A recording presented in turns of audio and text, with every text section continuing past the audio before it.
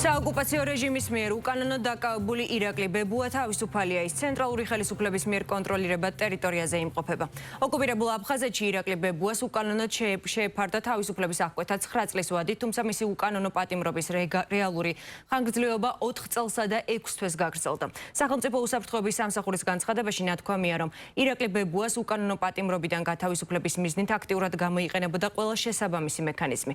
სოში აღნიშნავენ იმასაც, რომ საქართველოს ცენტრალური ხელისუფლება განაგრძობს აქტიურ მუშაობას ოკუპირებულ ტერიტორიებზე უკანონო პატიმრობაში მყოფი საქართველოს ყველა მოქალაქის გასათავისუფლებლად.